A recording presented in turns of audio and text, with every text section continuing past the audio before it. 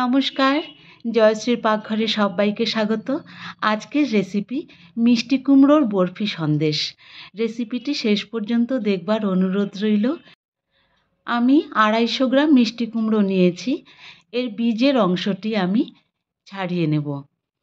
এবারে মাঝখান থেকে এরকম পাতলা পাতলা 3টে টুকরো করে নেব। একটা কড়াইয়ের মধ্যে জল বসিয়ে এর মধ্যে ছিদ্রযুক্ত একটি থালা বসিয়ে এর উপরে এই পাতলা পিসগুলোকে রেখে দেব। দিয়ে ঢাকা দিয়ে 10 মিনিট ভাপে সেদ্ধ করে নেব। জলে সেদ্ধ করলে কিন্তু সেই স্বাদটা আসবে না, সেজন্য ভাপে দিয়ে নিয়েছি। আর দেখছেন কেমন নরম হয়ে গেছে। এবার এগুলোকে তুলে নিয়ে খুব সহজেই এর সম্পূর্ণ খোসা আমি ছাড়িয়ে নিতে পারবো। একেবারে নরম হয়ে গেছে এগুলো। মিষ্টি কুমড়োকে সাধারণত আমরা সবজি হিসাবে ইউজ করি, কিন্তু এর ডেজার্ট কিন্তু অসাধারণ হয়। এবারে একটা কাঁটা চামচ দিয়ে খুব সহজেই এভাবে প্রেস করে নেব। মিক্সারে দিলাম না, কারণ এর যে অল্প অল্প দানা দানা ভাব সেটা বরফির মধ্যে খুব ভালো লাগবে।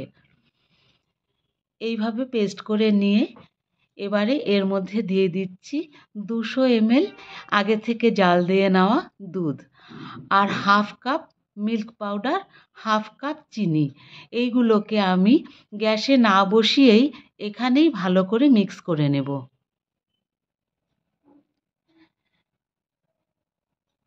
রেসিপিটি ভালো লাগলে চ্যানেলটি সাবস্ক্রাইব করবার অনুরোধ রইল, আর কমেন্ট বক্সে অবশ্যই জানাবেন কেমন লাগলো। এবারে কড়াইটা আরেকবার বসিয়ে দিয়ে এর মধ্যে হাফ কাপ সুজি নিয়ে নিয়েছি। এই সুজিটাকে আমি বেশ লালচে লালচে করে ড্রাই রোস্ট করে নেব। এবারে কড়াইতে 3 টেবিল চামচ ঘি দিয়ে নিচ্ছি। ঘিটাকে কড়াইয়ের মধ্যে ভালোভাবে ছড়িয়ে নিয়ে এর মধ্যে এই যে মিক্সচারটা বানিয়ে রেখেছিলাম সেটা দিয়ে দিলাম। গ্যাসের ফ্লেমটা কিন্তু মিডিয়ামে রাখতে হবে। অল্প একটু এলাচ দানা গুঁড়ো করে দিয়ে দিয়েছি। এবারে নিচে যাতে লেগে না যায় সেইভাবে নেড়ে চেড়ে আস্তে আস্তে এটাকে একটু ঘন করে নিতে হবে। যেহেতু মিল্ক পাউডার দিয়েছি সেজন্য বেশ তাড়াতাড়ি ঘন হয়ে এসেছে। এই রকম যখন টেক্সচার এসে যাবে, এখন আমি এর মধ্যে এই হাফ কাপ আগে থেকে রোস্ট করে রাখা সুজিটা দিয়ে নিচ্ছি। সুজি দেওয়ার সঙ্গে সঙ্গে কিন্তু এটা ঘন হয়ে যাবে, তাই নেড়ে চেড়ে মিক্স করে নিতে হবে। যদি মনে হয় এই সময় আরেকটু দুধ দিতে পারেন, তবে আমি টেক্সচারটা এই রকমই চাই জন্য আর দুধ দিলাম না। এখন এর মধ্যে আমি আগে থেকে কুচিয়ে নেওয়া বেশ কিছুটা ড্রাই নাটস দিয়ে দিচ্ছি। ড্রাই নাটস দিয়ে এটাকে ভালো করে মিক্স করে নিচ্ছি। আর যখন কড়াই থেকে এই রকমভাবে উঠে আসবে, তখন আমি কড়াই থেকে নামিয়ে নিলাম। এবারে একটা পাত্রের মধ্যে আগে থেকেই ঘি লাগিয়ে রেখেছিলাম, সেখানে এই মণ্ডগুলোকে দিয়ে ওপর থেকে প্রেস করে একদম প্লেন করে নেব ওপরটা।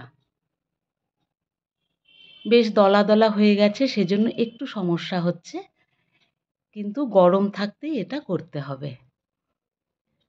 অনেকখানি হয়েছিল, সেজন্য আমি 2টো পাত্রের মধ্যে করলাম। এবার ওপর থেকে আর একটু ড্রাই নাটস ছড়িয়ে দিচ্ছি, তবে সেটা যেহেতু মিশে যাবে না জন্য আমি একটা স্প্যাচুলা দিয়ে ঠিক এই রকম করে হালকা হালকা করে প্রেস করে নিচ্ছি।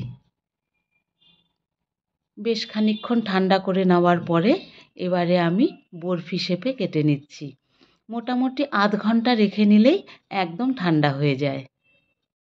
এই বরফি সন্দেশটির যেমন সুন্দর রং আর তেমনি টেক্সচার, আর মিষ্টি কুমড়ার একটা ক্রিমিনেস অসাধারণ লাগে খেতে। একবার বাড়িতে বানিয়ে জানাবেন যে কেমন লাগলো। ছুরির ডগাটা ঢুকিয়ে এভাবে আলগা করে তুলে নিচ্ছি, আর একখানা দেখুন কেমন সুন্দর টেক্সচার হয়েছে, আর খেতেও অসাধারণ টেস্ট। আর ভাঙলে পরে ভেতরটা কিন্তু বেশ নরম।